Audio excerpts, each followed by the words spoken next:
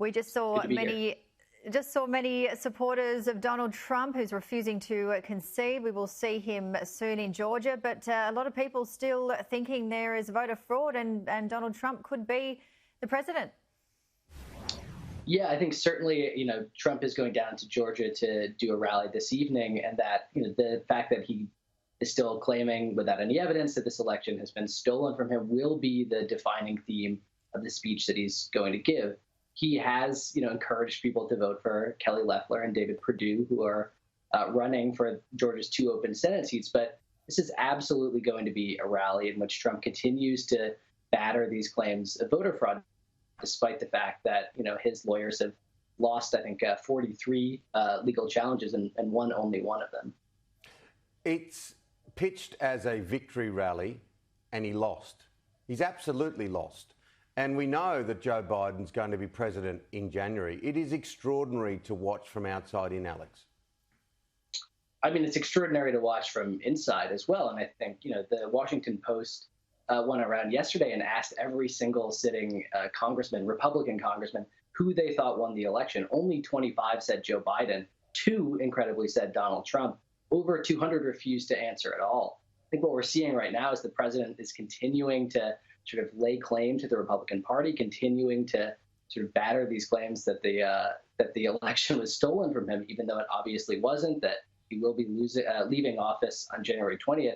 And yet this pageant continues and will continue up until the moment that Joe Biden places his hand on a Bible on January 20th.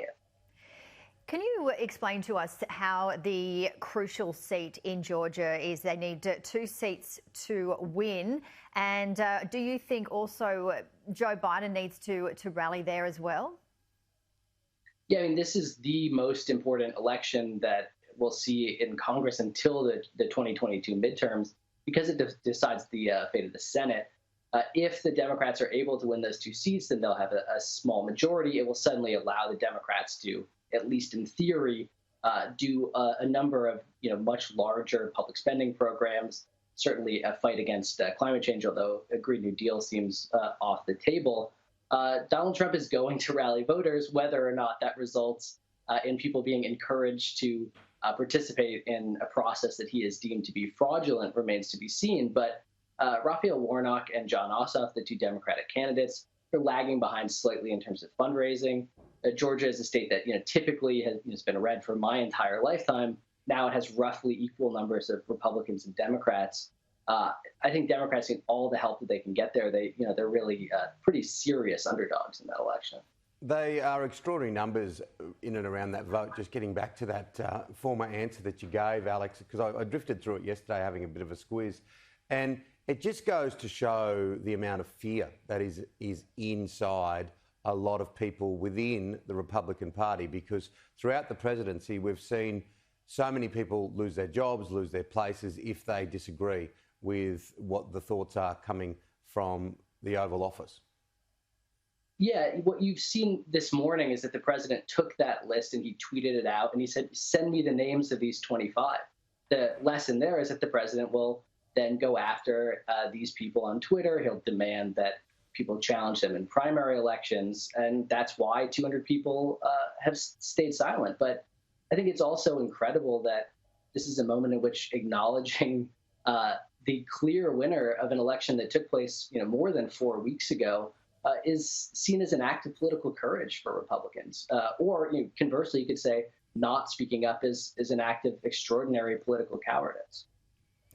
$207 million has been raised for the for the legal funding for Biden's victory from the Donald Trump party. What's your take on this?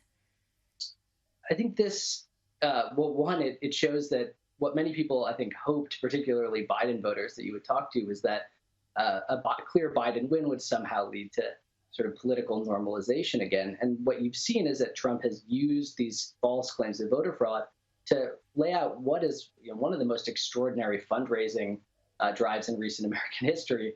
The dollars that he's raking in, they don't have to be used for legal challenges. There are very broad ways in which they can be used. And I think what it shows is that Trump will use this either as an immediate springboard to launch a campaign for the 2024 election, something that certainly many people that I've spoken to expect him to do before the inauguration. But it also is money that he could use to cement his hold on the Republican Party. I think another thing that people had hoped would falter had he lost the election. Instead, we're seeing nothing like that.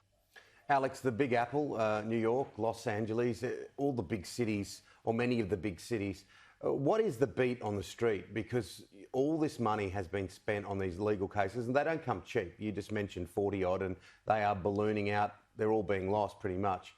And then to the left, you've got a pandemic which has ripped the living heart and soul out of your country. Well, this is, I think, the most extraordinary thing. The context with which, under which all these challenges are happening is one in which we're losing, roughly the same number of people who died on 9/11 now every day. I think we'll almost certainly hit 3,000 deaths a day sometime in the next 2 weeks. Some people that I've spoken to are quite confident, tragically confident that we will hit 500,000 deaths before Biden's inauguration. And while all this is happening, the sort of wheels of government have largely stopped. We have seen a little bit of movement towards a stimulus bill, something that hadn't seemed to happen for several months over the last few days. But in general, the president has spent the last month really, really hammering these false claims of voter fraud, giving a 46-minute address, laying out all of these grievances.